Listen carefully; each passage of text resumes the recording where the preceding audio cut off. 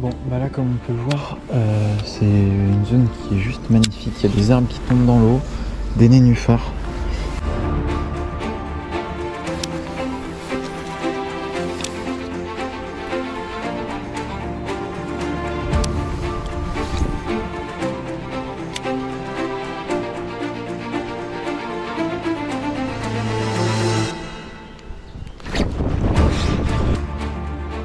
Allez, salut tout le monde, on se retrouve pour une nouvelle vidéo sur Amazitfish. Enfin, je suis de retour. C'est extrêmement compliqué en ce moment avec la crue. Aujourd'hui, je me suis équipé de mon flotte tube sur un étang. Je suis parti tout seul cette fois, avec ma casting et ma spinning en 10-30, en pêchant les nénuphars, les arbres morts comme vous le voyez derrière. Et petite surprise, je vous laisserai regarder la vidéo. Quelques poissons se sont montrés. Là, la session n'est pas terminée. Il me reste 2 heures de pêche, il est 17 h.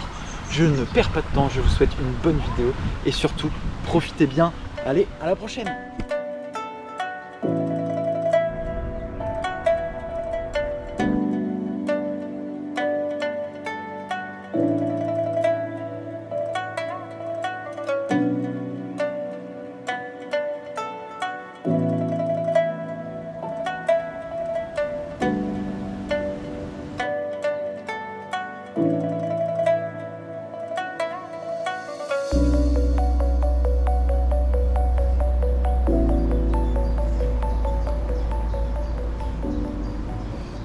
Vous voyez là, l'objectif, c'est d'aller les chercher au plus proche. Alors là, vraiment, il y a ce qu'on appelle des fondaisons, les arbres qui tombent sur l'eau. Et les brochets, ils adorent se mettre là-dedans. Il faut vraiment pas hésiter. Voilà. En skippant, c'est ça l'intérêt de skipper les leurres. Ça permet d'aller jusqu'au plus proche de la bordure, malgré qu'il y ait des arbres, etc. Et en général, ça paye. Bon, encore une fois, c'est ça l'avantage d'avoir un texan, parce que là, vous balancez avec des gros triples dans les branches. À mon avis, vous ne faites pas beaucoup de lancers. Vous allez être rapidement coincé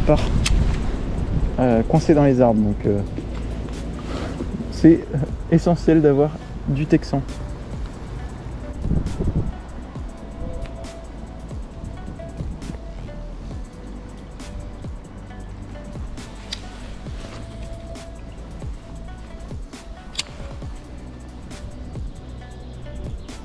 Mais alors là, c'est aussi l'avantage, enfin ce qu'on peut voir, c'est que c'est ça l'avantage d'avoir une casting, c'est qu'en fait, voilà, on peut totalement freiner, je sais pas si vous arrivez à voir bien comme il faut, mais on peut freiner l'arrivée du leurre, et en fait ça permet d'être beaucoup plus précis dans ses lancers, et d'être un peu moins bruyant. Parce que quand avec la spinning, on envoie le leurre et on peut pas vraiment contrôler, là avec le pouce sur la bobine, ça nous permet de freiner le leurre avant qu'il arrive en bordure. Voilà, je vais vous faire voir. Hop, je lance et en fait avec mon pouce je viens freiner le déroulement de la tresse et donc je viens poser le leurre beaucoup plus discrètement en bordure. Bon bah là comme on peut le voir, c'est une zone qui est juste magnifique. Il y a des arbres qui tombent dans l'eau, des nénuphars et une berge qui est pas trop pointue. Et ça c'est vraiment un coin qui est sympa pour le broc. Faut vraiment pas négliger les zones comme ça. Et c'est pour ça que là je vais continuer de poncer un petit peu la zone avec le leurre. Et si jamais ça donne toujours rien, je vais essayer de changer de leurre parce que c'est peut-être pas ça qu'ils veulent. Et là on peut être sûr qu'il y a du poisson sur zone. Là c'est obligatoire. Vu la zone qu'il y a, c'est absolument essentiel. Donc il faut vraiment pas hésiter à poncer avec différents leurres, différentes techniques, même parfois la canne à la rigueur. Mais vraiment à ne pas négliger. Donc on verra ce que ça va donner. Allez, go!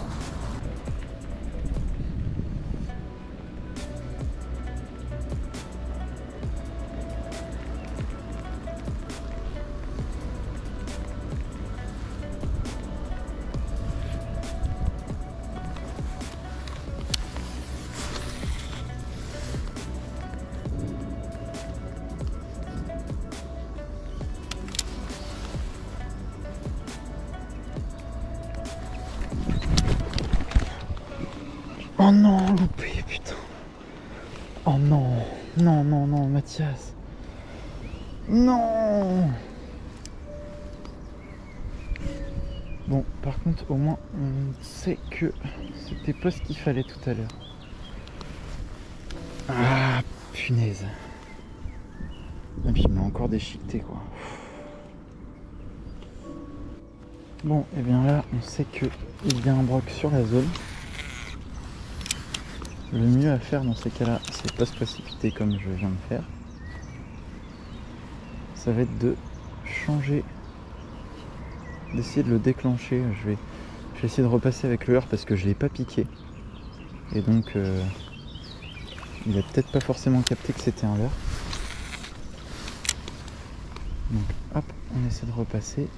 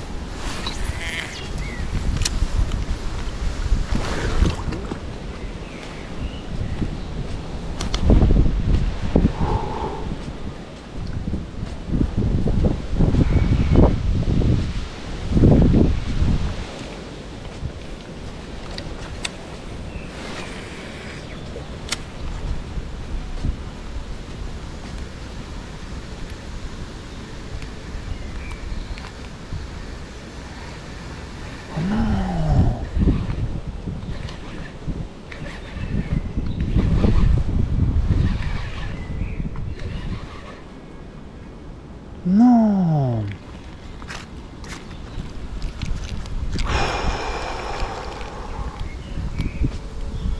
Oh non, je suis deg.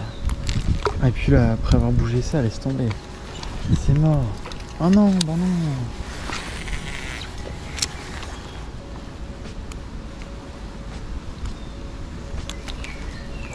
Oh, il est revenu, il est revenu.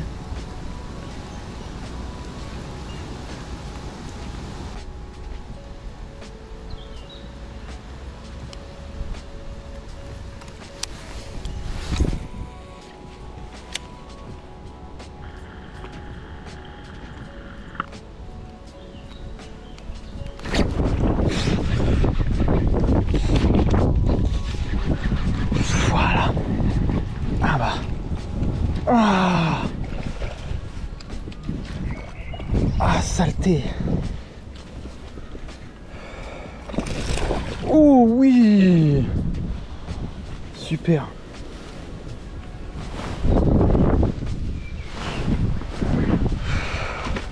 Allez, viens par là. Voilà. Voilà, un petit broc. Super. À l'hybrid pike. Allez. Bah, il en aura voulu celui-là. Bon, malheureusement, il saigne un petit peu. C'est pas grave, ça arrive. C'est les poissons qui arrivent à bien récupérer. Je vais mesurer rapidement. Bah 55. 55. Bon, on va pas faire un plan subaquatique. On va le laisser repartir tranquillement. Il a bien mérité ça. Allez.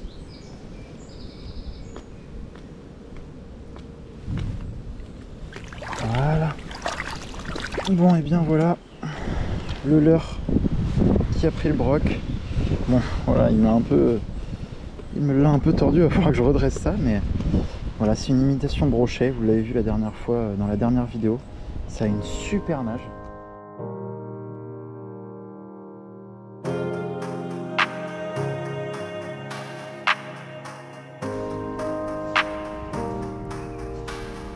Alors, petite astuce quand vous pêchez avec l'hybrid pike dans des zones vraiment très shallow et que vous n'avez pas envie, typiquement comme moi là, j'ai pas envie de me retomber dans les, enfin de m'accrocher dans les nénuphars, vous retournez la queue. C'est-à-dire que normalement elle est hop dans l'autre sens, ça c'est vers le haut, hop, Voilà. Et en fait, vous la retournez et ça va permettre de faire nager le leurre juste sous la surface. Voilà, c'est un leurre qui va pas du tout plonger. C'est super bien pensé. En fait, ça permet de nager à deux profondeurs différentes avec l'Limit Pike simplement en retournant la queue.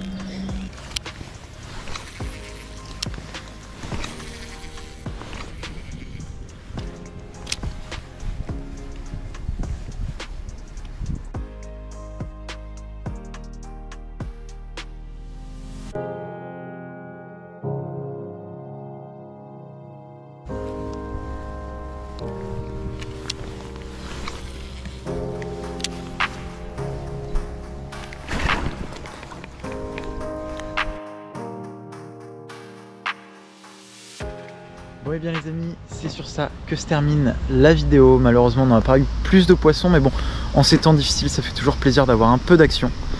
En espérant que cette semaine je puisse tourner une vidéo pour la semaine prochaine. Je ne vous garantis rien, hein, je sais pas, le niveau de l'eau, je sais que la mène commence à baisser, mais bon, on peut pas savoir. En attendant, j'espère que celle-ci vous a plu. Si c'est le cas, n'hésitez pas à lâcher un petit like et un petit commentaire et à vous abonner. Et d'ici là, je vous dis à la prochaine et merci d'avoir regardé. Allez, à plus!